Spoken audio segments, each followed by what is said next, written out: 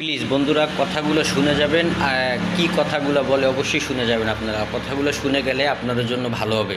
সুন্দর একটি কথা বলছে এই ভদ্রলোক, সে ভদ্রলোকের কথাগুলো আসলে ভালো লাগছে বিধায় আমি আপনাদের ভিডিওটা দিলাম।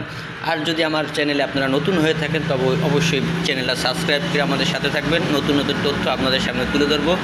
এটিভির সেলিম ভাই, আপনারা সবাই ভালো থাকবেন। অবশ্যই ভিডিওটা দেখুন, ভালো লাগবে ইনশাল্লাহ। মনোযোগ দিয়ে দেখুন, কথাগুলো শুনুন। এত সুন্দর কথা বলে গেছে, তা না শুনলে বুঝতে পারবেন আপনার কথার ধরন। ভালো থাকবেন সবাই। ভিডিওটা তাহলে কন্টিনিউ করুন, দেখুন। ভালো লাগলে অবশ্যই শেয়ার করে লাইক করে আমাদের সাথে থাকবেন। উনি বড় খুনি ছিলেন নাকি 2009 থেকে 2024 পর্যন্ত যিনি শাসক ছিলেন উনি বড় খুনি ছিলেন? প্রশ্ন এসেছে 72 থেকে 75 পর্যন্ত খুনের ধরন এবং 9 থেকে 24-এর খুনের ধরন একই প্যাটার্নের নাকি কোনো রকম এটাকে রিফাইনিং স্টেজে আমাদের সামনে এসেছে। এগুলো সবই অসুস্থ বিতর্কের একটি জায়গা।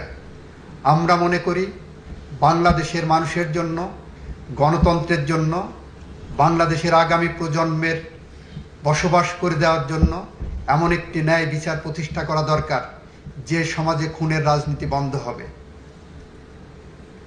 গত 24 বছরে মুক্তিযুদ্ধের চেতনার নামে যে রাজনীতি করা হয়েছে সেখানে বলা হয়েছে, আর একটা ধারণা দেওয়া হয়েছে মুক্তিযুদ্ধের চেতনা মানে খুন, মুক্তিযুদ্ধের চেতনা মানে ক্ষমতায় টিকে থাকার জন্য গুম করা, মুক্তিযুদ্ধের চেতনা মানে দিনের ভোট রাতে করা, মুক্তিযুদ্ধের চেতনা মানে চাঁদাবাজি করা, মুক্তিযুদ্ধের চেতনা মানে লুটেরাদের প্রতিষ্ঠা করা, মুক্তিযুদ্ধের চেতনা মানে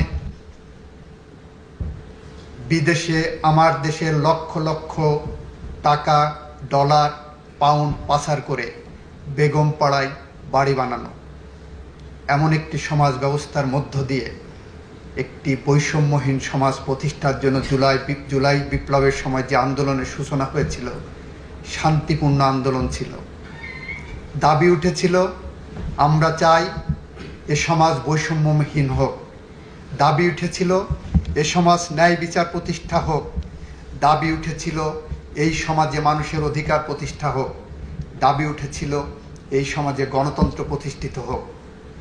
সমস্ত দাবিকে কণ্ঠরুদ্ধ করার জন্য যে নির্মমভাবে হত্যাযজ্ঞ চালানো হয়েছে, আমার দেশে 30,000-এর মতো মানুষ এখনো পঙ্গুত্ব বরণ করছে। 36 দিনে তাদেরকে গুলি করে পঙ্গু করা হয়েছে। প্রায় 2,000-এর মতো মানুষকে হত্যা করা হয়েছে এবং তারপরেও তাদের মধ্যে কোনো অনুশোচনা হয়নি। পৃথিবীর ইতিহাসে